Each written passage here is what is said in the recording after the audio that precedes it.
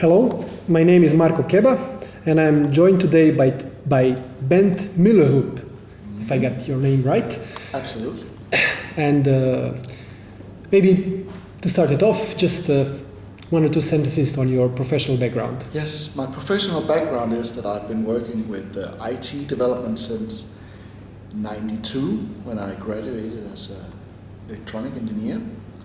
I've been working 10 years as a developer up through the 90s, and I've been working 5 years as a traditional product manager, and since 2006 I've been working with Scrum with in different roles. First Scrum Master, then Product Owner. Besides that, I am a certified Scrum Coach. I became a certified Scrum Coach in 2008, and since 2012 I have also been a certified Scrum Trainer. So I work for Agile 42 as an Agile coach based in Denmark, but working in most of Europe and Middle East as a coach and trainer. Okay, so you know both worlds, the traditional worlds, you have certifications in both worlds. Yes, I am a certified project manager. It's called Product Management Professional. I have that certification as well. Okay, so I want to talk about how to be a good Scrum Master. And I've seen you were comparing a Scrum team with a Formula One race team. So what are the analogies? Yes, we talk from my education as a professional coach. I'm certified as a professional coach as well, a systemic coach. We talk about that Formula One Scrum teams or high performance teams are the Formula One of organization. Okay. It's the Formula One of how you organize, because they are running fast, but they also require a lot of maintenance.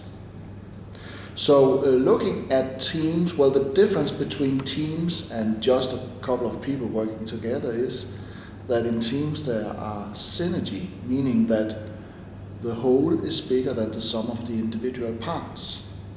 And that is actually what happens in a Formula One team when they are trying to when they're servicing Formula One cars, get them into the pit stop, and in 30 seconds they can change the tires and change the driver and fuel it up and so on. So that's the resemblance of that.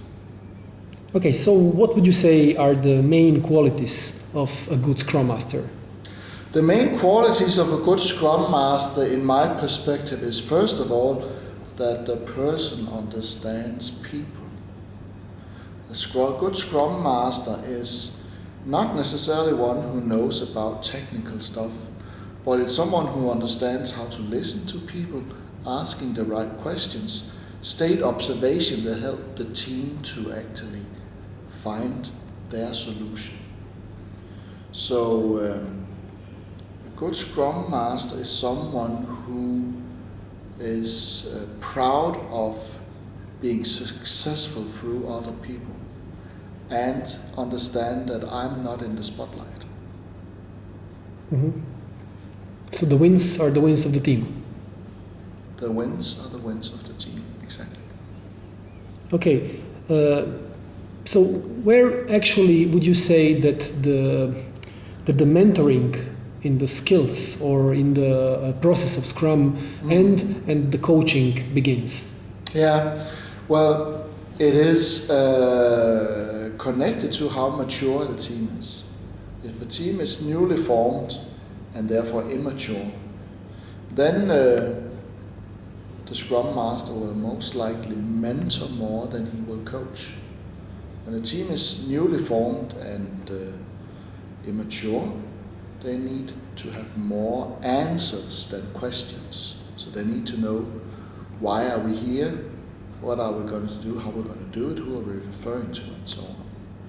But as a team becomes more and more mature and becomes into a high performance team, then the switch can go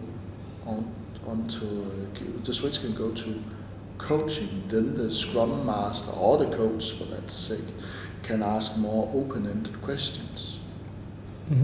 Helping, stating observations, asking open-ended questions, and help the team see that it's the team responsibility, help the team to figure out what is the best possible way to actually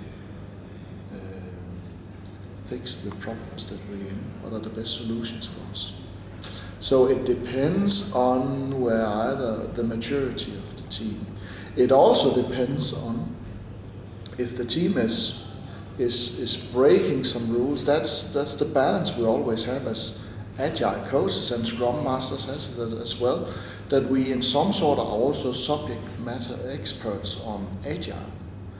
And where a professional coach will accept any solution from the coachee, an Agile coach has a framework from which he or she is coaching.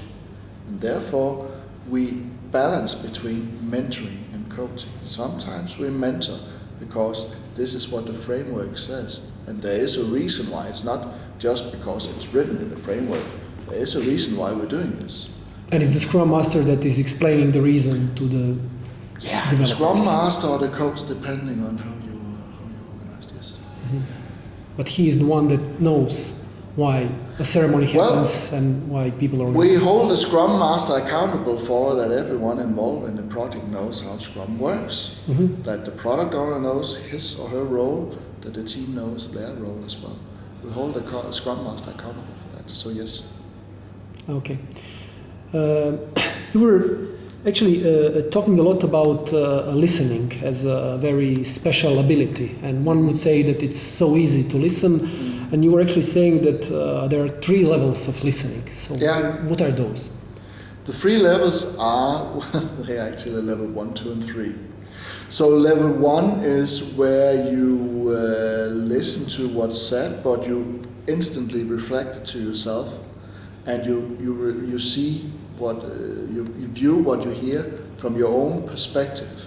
If you are a level 1 listener who is also one who's usually speaking a lot, you usually end up having a conversation on your premises instead of on the one you're coaching. So level 1 is where you have the idea it's all about me.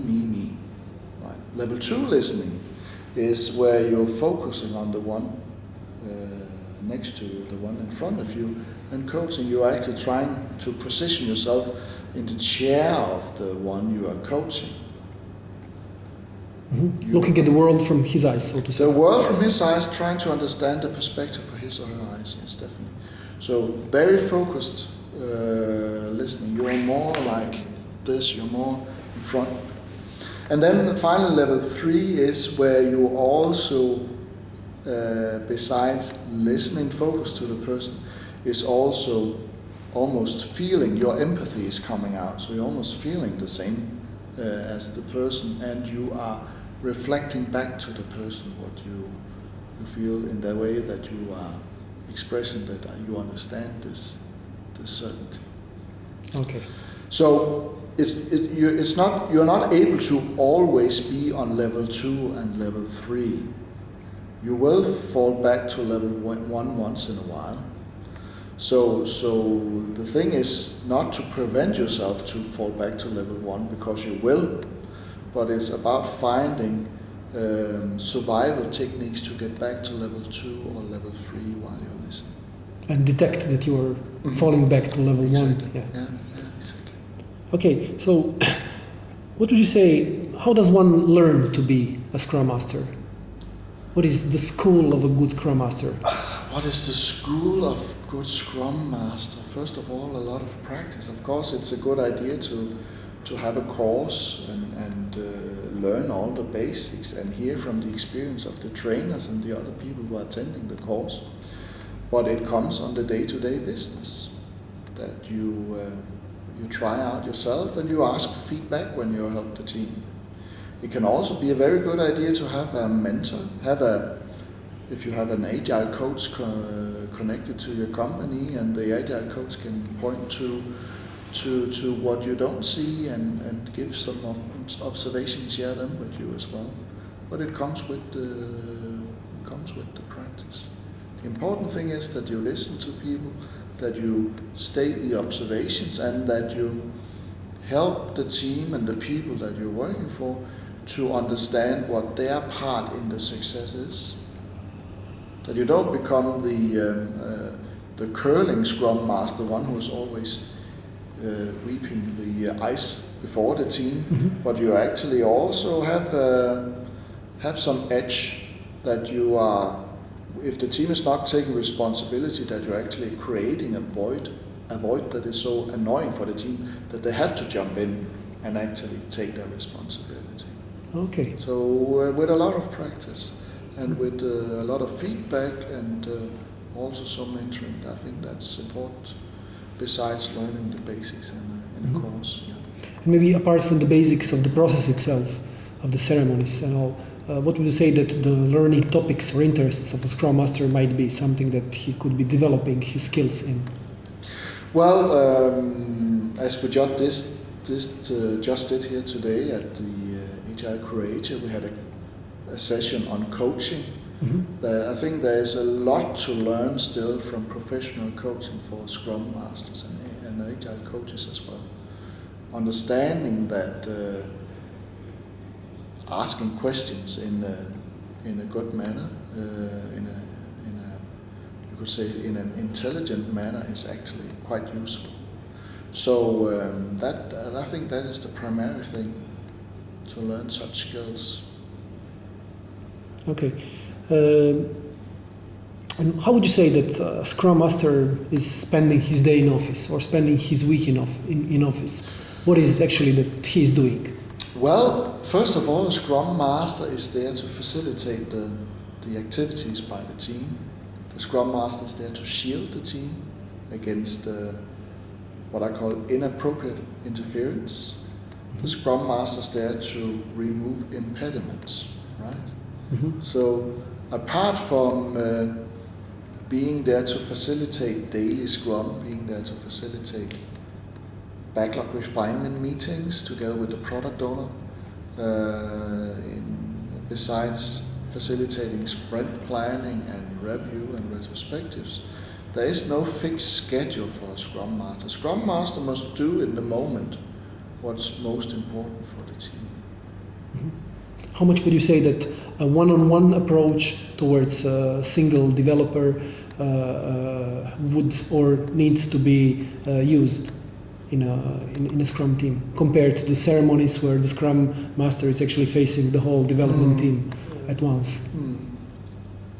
Is it per needed basis that he needs to address? I believe it's per needed basis, yes. The Scrum Master is when a Scrum Master is working with a team, it's always something like working from the edge, that try not to become a part of the system himself, but have a clear view on what's happening, objective view on what's happening.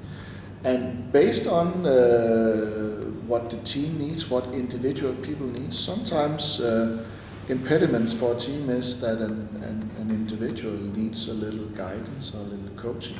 Then that's something for the Scrum Master. But I don't see any general rule. The Scrum Master must do the best in the moment. Okay, and if he does so, how does a Scrum Master know that he's doing a good job? What is the measure of being a good Scrum Master? What is the measure? Well, that's a good question. Of course, there are some specific things, like the team is being able to get done sprint by sprint, that we don't have too many things that are not taking into the sprint because the backlog items are not clearly defined. That is the hard measures on this. The more soft measures are that the Scrum Master is asking for feedback from the team, and the product owner, the one he's coaching and working with, and learn from that. Early feedback is always important. If you're a Scrum team, early feedback from the product owner is important. If you're a Scrum Master, feedback from the team, what did I do that worked, what did I do that didn't work for you? That's the same for a coach. Getting some feedback whenever you coach someone is also important. Would you say that if a Scrum Master is a person that has been a colleague of the devs, so has been a developer himself, and all of a sudden becomes a Scrum Master. Does that help? Does that hurt the Scrum team? What would you say?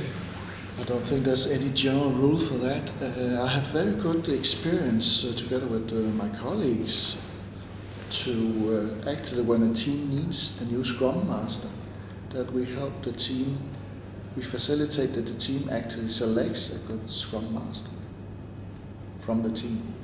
We did it lately with a team that needed to have a new Scrum Master, and we started by brainstorming with the team about what are good characteristics of our new great Scrum Master.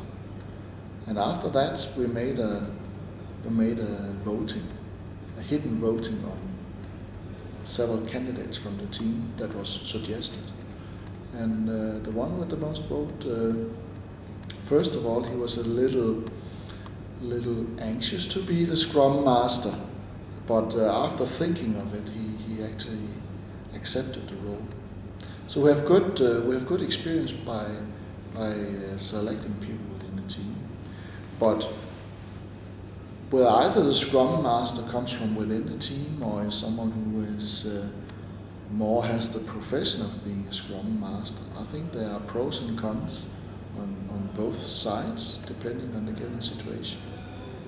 Okay. The challenge can be if you came from being a member of the team that you still have strong opinions how to do this and that. And that can be, that's a balance for a Scrum Master, that even though I know about this stuff, that I try to put my own opinions to the grave, so to speak. Okay, the last question. I've seen you mentioning the problem of inefficient decision making.